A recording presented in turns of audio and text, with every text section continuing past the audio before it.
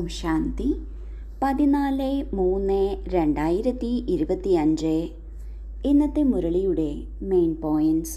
മധുരമായ കുട്ടികളെ, നിങ്ങളുടെ മുഖം സദാ സന്തോഷവാനായിരിക്കണം. നമ്മെ ഭഗവാൻ പഠിപ്പിക്കുകയാണ്, ഈ സന്തോഷം മുഖത്തിലൂടെ കാണപ്പെടണം. മുഖമാണ് മനസ്സിൻ്റെ ദർപ്പണം. എന്താണോ മനസ്സിലുള്ളത് അത് മുഖത്ത് കാണപ്പെടുന്നു. പുറമേയുള്ളവർക്ക് മുഖം നോക്കുന്നതിലൂടെ അവരുടെ മനസ്സിൽ എന്താണ് എന്നുള്ളതും കാണാൻ സാധിക്കുന്നു. നമ്മൾ കുട്ടികളെ മാത്രമാണ് ബാബ ദത്തെടുത്തിരിക്കുന്നത്, എന്നും വന്ന് പഠിപ്പിക്കുന്നത്, എല്ലാ കാര്യങ്ങൾക്കും ശ്രീമതം നൽകുന്നത്. ഈ ഒരു കാര്യം നാം സ്മൃതിയിൽ വയ്ക്കുകയാണെങ്കിൽ ഈ കാര്യം നമ്മുടെ മുഖത്ത് ഒരു സന്തോഷത്തിൻ്റെ രൂപത്തിൽ കാണപ്പെടും. ഈ അഭൗമമായ സന്തോഷം ലോകത്തിലുള്ള മറ്റാരിലും കാണപ്പെടില്ല. കാരണം അവർക്ക് ഈ ഭാഗ്യം ഇല്ല. നമ്മൾ കുട്ടികൾക്ക് മാത്രമാണ് ഈ ഒരു ഭാഗ്യമുള്ളത്. ഇതിൻ്റെ ലഹരിയിലിരിക്കണം, സന്തോഷത്തിലിരിക്കണം. ഈ സന്തോഷം പുറമെ കാണപ്പെടുകയും വേണം. ചോദ്യം: ഇപ്പോൾ നിങ്ങൾ കുട്ടികളുടെ മുഖ്യ പുരുഷാർത്ഥം എന്താണ്? ഉത്തരം: നിങ്ങൾ ശിക്ഷകളിൽ നിന്ന് മോചിതരാകുന്നതിനുള്ള പുരുഷാർത്ഥം തന്നെ ചെയ്തുകൊണ്ടിരിക്കൂ. അതിനായി മുഖ്യമായത് ഓർമ്മയുടെ യാത്രയാണ്. ഇതിലൂടെ തന്നെയാണ് വികർമ്മം വിനാശമാകുന്നത്. നിങ്ങൾ സ്നേഹത്തോടെ ഓർമ്മിക്കൂ, എങ്കിൽ വളരെ സമ്പാദ്യം ശേഖരിക്കപ്പെട്ടുകൊണ്ടിരിക്കും. അതിരാവിലെ എഴുന്നേറ്റ് ഓർമ്മയിലിരിക്കുന്നതിലൂടെ പഴയ ലോകം മറക്കും. ജ്ഞാനത്തിൻ്റെ കാര്യങ്ങൾ ബുദ്ധിയിൽ വന്നുകൊണ്ടിരിക്കും. നിങ്ങൾ കുട്ടികൾ വായിലൂടെ ഒരു അഴുക്ക കാര്യവും സംസാരിക്കരുത്. നമ്മൾ കുട്ടികൾ ചെയ്യേണ്ട മുഖ്യ പുരുഷാർത്ഥമാണ് നമ്മൾ ഒരു ശിക്ഷയും എടുക്കാതിരിക്കാൻ ശ്രദ്ധിക്കണം. നമ്മൾ ശിക്ഷകളിൽ നിന്ന് മോചിതരാകുന്നതിന് നാം ഓർമ്മയുടെ യാത്രയിൽ ശ്രദ്ധിക്കണം. ഇതിലൂടെ മാത്രമേ വികർമ്മം വിനാശമാകൂ. ഒപ്പത്തിനൊപ്പം പുതിയ വികർമ്മങ്ങൾ ഉണ്ടാകാതെയും ഇരിക്കുള്ളൂ. 2 തരത്തിലുള്ള നാശമാണ് നാം ചെയ്യേണ്ടത്. ഒന്ന്, പഴയ കർമ്മക്കണക്കുകൾ നശിപ്പിക്കണം.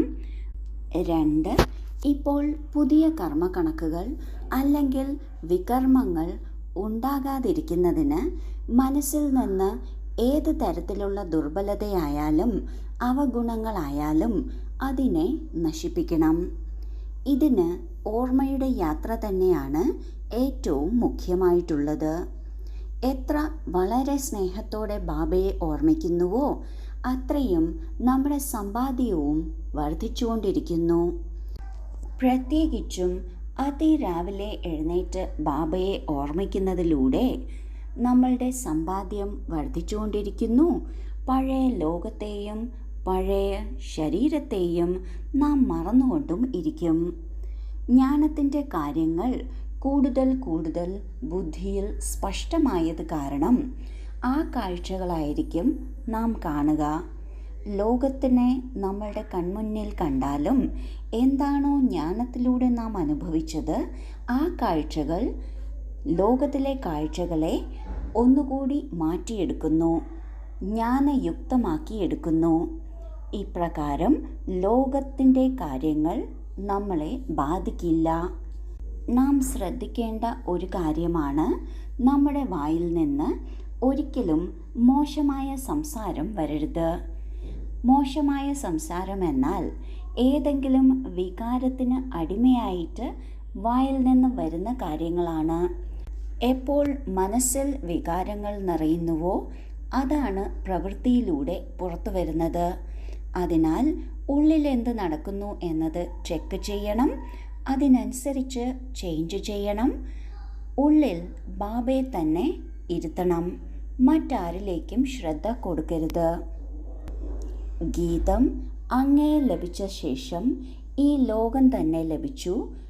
ലോകം മാത്രമല്ല, ആകാശവും ലഭിച്ചു. ധാരണയ്ക്കുള്ള മുഖ്യ സാരം: 1. എത്ര തന്നെ പ്രിയപ്പെട്ട ബന്ധുവായാലും മോഹത്തിൻ്റെ വല ഉണ്ടാകരുത്. നഷ്ടമോഹ ആകണം. യുക്തിപൂർവം മനസ്സിലാക്കിച്ചു കൊടുക്കണം.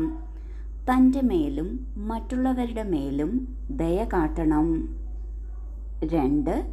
ബാബയെയും ടീച്ചറെയും വളരെ സ്നേഹത്തോടെ ഓർമ്മിക്കണം. ലഹരിയുണ്ടായിരിക്കണം. ഭഗവാൻ നമ്മെ പഠിപ്പിക്കുകയാണ്. വിശ്വത്തിൻ്റെ ചക്രവർത്തി പദവി നൽകുകയാണ്. നടക്കുമ്പോഴും തിരിയുമ്പോഴും ഓർമ്മയിലിരിക്കണം. അനാവശ്യ കാര്യങ്ങൾ സംസാരിക്കരുത്. ആദ്യത്തെ പോയിന്റിൽ ബാബു പറയുന്നു, എത്ര പ്രിയപ്പെട്ട വ്യക്തിയാകട്ടെ, എത്ര സ്നേഹിയാകട്ടെ, ഒരു ബന്ധുജനത്തിലും നമ്മുടെ മോഹം പോകരുത്. അതായത് അവരില്ലാതെ നമ്മൾക്ക് സാധിക്കില്ല, അവർ ഉണ്ടെങ്കിലാണ് എനിക്ക് സന്തോഷമുള്ളത് എന്നൊരു സ്ഥിതി വരരുത്. നാം നഷ്ടമോഹയാകണം. എല്ലാവരും ബാബയുടെ കുട്ടികളാണ്. നാം എത്ര ബാബയെ ഓർമ്മിക്കുന്നുവോ അത്രയും അവരെയെല്ലാം ബാബ നോക്കിക്കൊള്ളും. അല്ലെങ്കിൽ അവരുടെ കർമ്മത്തിനനുസരിച്ച് എന്താണോ വരേണ്ടത് അത് വരും. പക്ഷെ ബാബ കൂടെയുണ്ടാകും. ഇപ്രകാരം സ്വയം തൻ്റെ മേൽ ദയ കാട്ടണം, മറ്റുള്ളവരുടെ മേലും ദയ കാട്ടണം. യുക്തിപൂർവം സ്വയം തന്നെയും മനസ്സിലാക്കിച്ചു കൊടുക്കണം, മറ്റുള്ളവർക്കും മനസ്സിലാക്കിച്ചു കൊടുക്കണം. രണ്ടാമത്തെ പോയിന്റിൽ ബാബ പറയുന്നു, വളരെ സ്നേഹത്തോടെ അച്ഛനായും ടീച്ചറായും ബാബയെ ഓർമ്മിക്കണം. ലഹരി ഉണ്ടായിരിക്കണം. നമ്മെ പഠിപ്പിക്കുന്നത് സ്വയം ഭഗവാനാണ്. ആ പഠിത്തത്തിൻ്റെ ഫലമായി വിശ്വത്തിൻ്റെ അധികാരി പദവി, ചക്രവർത്തി പദവി ലഭിക്കുകയാണ്. എല്ലാ കർമ്മം ചെയ്തുകൊണ്ടും എല്ലാ സമയവും ബാബയെ ഓർമ്മിക്കുന്നത് ശ്രദ്ധിക്കണം. അനാവശ്യ കാര്യങ്ങളിൽ തലയിടരുത്, സംസാരിക്കുകയും അരുത്. വരദാനം: അവിനാശി ആത്മീയ വർണ്ണങ്ങളുടെ യഥാർത്ഥ ഹോളിയിലൂടെ ബാബയ്ക്ക് സമാനം സ്ഥിതിയുടെ അനുഭവിയായി ഭവിക്കട്ടെ. താങ്കൾ പരമാത്മ വർണ്ണങ്ങളുടെ പകിട്ടാർന്ന ഹോളി ആത്മാക്കളാണ്. സംഗമയുഗം ഹോളി ജീവിതത്തിൻ്റെ യുഗമാണ്. എപ്പോൾ അവിനാശിയായ ആത്മീയ വർണ്ണം പറ്റുന്നുവോ അത് സദാകാലത്തേക്ക് ബാബയ്ക്ക് സമാനം ആയിത്തീരുന്നു. അപ്പോൾ താങ്കളുടെ ഹോളിയാണ് കൂട്ടുകെട്ടിൻ്റെ വർണ്ണത്തിലൂടെ ബാബയ്ക്ക് സമാനം ആകുക. ഇങ്ങനെയുള്ള ഉറച്ച വർണ്ണങ്ങളായിരിക്കണം. അത് മറ്റുള്ളവരെയും സമാനമാക്കുന്നതിന് ഉണ്ടാകണം. ഓരോ ആത്മാവിലും അവിനാശി ജ്ഞാനത്തിൻ്റെ വർണ്ണം, ഓർമ്മയുടെ വർണ്ണം, അനേക ശക്തികളുടെ വർണ്ണം, ഗുണങ്ങളുടെ വർണ്ണം, ശ്രേഷ്ഠ വൃത്തിയുടെ, ദൃഷ്ടിയുടെ, ശുഭഭാവന, ശുഭകാമനയുടെ അവിനാശി വർണ്ണം ചാർത്തണം. നമ്മൾ ആത്മാക്കൾ പരമാത്മാ വർണ്ണത്തിൻ്റെ പകിട്ടുള്ളവരാണ്. നമ്മൾക്ക് മാത്രമാണ് ഇങ്ങനെ ഒരു പ്രത്യേകതയുള്ളത്. അതിനാൽ നമ്മൾ ഹോളി ആത്മാക്കളാണ്. ഈ സംഗമയുഗം ഹോളിയായ പവിത്രമായ ജീവിതം നയിക്കാനുള്ള യുഗമാണ്. ഈ അവിനാശി വർണ്ണം, പരമാത്മാ വർണ്ണം എത്ര നമ്മുടെ ജീവിതത്തിൽ കൊണ്ടുവരുന്നുവോ അത്രയും നാം ബാബയ്ക്ക് സമാനമായി തീരുന്നു. നമ്മൾ എത്ര ഹോളി ആകുന്നുവോ അത്രയും ബാബയ്ക്ക് സമാനമാകുകയാണ്. നമ്മൾ നമുക്ക് വേണ്ടി മാത്രമല്ല മറ്റുള്ളവർക്ക് വേണ്ടിയും നമ്മുടെ ഉള്ളിൽ ബാബയുടെ കൂട്ടുകെട്ടിൻ്റെ വർണ്ണം ശേഖരിക്കണം.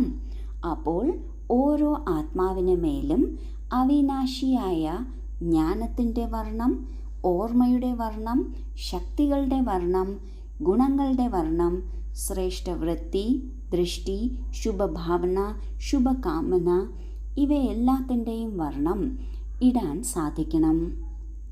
സ്ലോഗൻ: ദൃഷ്ടിയെ അലൗകികവും മനസ്സിനെ ശീതളവും ബുദ്ധിയെ ദയാലുവും സംസാരം മധുരവും ആക്കണം. ഓം ശാന്തി.